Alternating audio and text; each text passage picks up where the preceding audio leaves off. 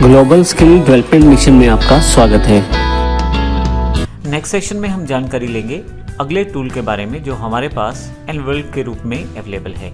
Envelop से आप basic shape से या बेसिक टेक्स्ट से डिफरेंट टाइप के टेक्स्ट डिज़ाइन और डिफरेंट टाइप की शेप डिज़ाइन क्रिएट कर सकते हैं। आइए इसको एग्जाम्पल के द्वारा समझते हैं। सबसे पहले यहाँ पे मैं एक रेक्टेंगुलर क्रिएट कर लेता हूँ और फिर यहाँ से मैं एनवेल्प से इसे सिलेक्ट कर लेता हूँ। आप देखेंगे जैसे ही आपने इसे सिलेक्ट किया है, ऊपर की तरफ आपके पास शेप टूल से मिलते जुलते कुछ टूल आपके पास अवेलेबल हो गए हैं। इसके अलावा आपके पास डिफरेंट टाइप के एनवेल्प्स ऑप्शंस भी अवेलेबल हैं। यहाँ यदि आप ध्यान दें तो आपके पास नोट्स के रूप में यहाँ डॉट्स अवेलेबल हैं जिनको आप मॉडिफाई कर सकते हैं। तो आइए देखते हैं एनवेल्प से इस इमेज को या इस शेप को मैं किस प्रकार मॉडिफाई कर सकता हूँ। आप देखेंगे कर्सर के साथ एनवेल्प का साइन है जो ये जानकारी देता है कि इस वक्त आप एनवेल्प मोड में हैं, अर्थात एनवेल्प टूल आपके पास सिलेक्टेड है। प्रोसेस करने के लिए आप किसी भी पॉइंट पे क्लिक करें और अंदर या बाहर की तरफ से मूव करना शुरू करें। आप देखें आपका जो इमेज है वो डिफरेंट टाइप से शेप ले रहा है, कुछ इस तरह से। मैं इसको मॉडिफाई कर सकता हूँ अपनी रिक्वायरमेंट के अकॉर्डिंग। इन एरोज का प्रयोग कर सकते हैं आप फर्दर मॉडिफिकेशन के लिए, जिससे आप जैसा चाहें उस तरह का मॉडिफिकेशन प्रोवाइड कर सकते हैं। ऊपर की तरफ दिए गए काफ़ी सारे ऑप्शन यहाँ पे अवेलेबल हैं, जैसे कि आप प्रीसेट्स का प्रयोग कर सकते हैं, जैसे सर्कुलर,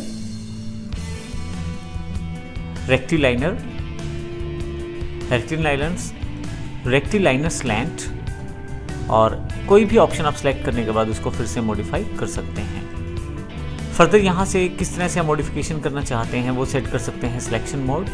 आप रेक्टेंगुलर मोड में काम करना चाहते हैं फ्री हैंड में। फ्री हैंड में जब आप काम करते हैं तो आप अपनी मर्जी के अकॉर्डिंग कहीं से भी कुछ भी मॉडिफाई कर सकते हैं। मैं इसे अभी कंट्रोल Z कर देता हूं और वापस एक शुरुआत वाली पोजीशन में इसे ले आता हूं ताकि जो चेंजेस हम करें वो हमें दिखाई देता रहे।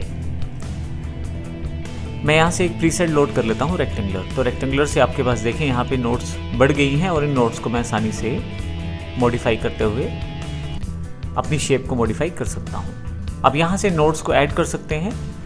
आप नोट्स को ऐड करते देखेंगे कि डॉट्स जुड़ते जा रहे हैं। फिर इन फर्दर डॉट्स से आप किसी भी तरह से मॉडिफिकेशन कर सकते हैं। हटाने के लिए आप यहाँ डिलीट नोट का प्रयोग भी कर सकते हैं। उसके अतिरिक्त यदि आपने किसी नोट को सिलेक्ट किया हुआ है तो बेसिक जो आपके पास शेप्स में ऑप्शन थे वही ऑप्शन यहाँ पे हैं। आप कन्वर्ट टू लाइन कर सकते हैं या कन्वर्ट टू कर्व कर सकते हैं। फर्दर आप हैंडल्स का प्रयोग कर सकते हैं स्मूथ नोड और सिमेट्रिकल नोड्स के लिए। जब भी आप शेप में मॉडिफिकेशन करते हैं तो आपके पास यहाँ पे कुछ ऑप्शन और रहते हैं। हॉरिजॉन्टली मॉडिफाई करना चाहते हैं, ओरिजिनल, पुटी या वर्टिकल, जिस तरह से मॉडिफिकेशन चाहते हैं आप वो कर सकते हैं। इसमें आपके पास लाइंस रखना चाहते हैं एग्जैक्ट या नहीं।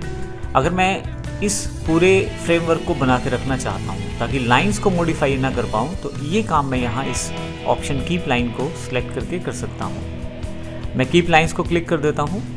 अब कभी भी मैं कुछ भी मॉडिफाई करूंगा तो लाइंस इसमें बनी रहेंगी।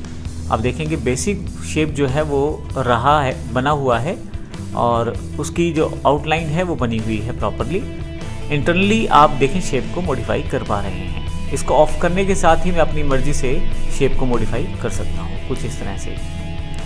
इस तरह से आप चाहें तो एक नया एनवेल्प भी ऐड कर सकते हैं। मान लीजिए मेरे पास एक और रेक्टेंगुलर यहाँ पे है और मैं यहाँ से एनवेल्प टू सेलेक्ट कर लेता हूँ। अगर मैं यहाँ से नया एनवेल्प बनाना चाहता हूँ तो क्रिएट एनवेल्प फ्रॉम पे क्लिक करूँगा और जैसे ही जहाँ से मुझे पिक करना है एनवेल्प उस पर क्लिक करूँगा, लगभग सेम एनवेल्प मेरे पास वहाँ पे अवेलेबल हो जाएगा। मैं कंट्रोल Z कर देता हूँ फिर से।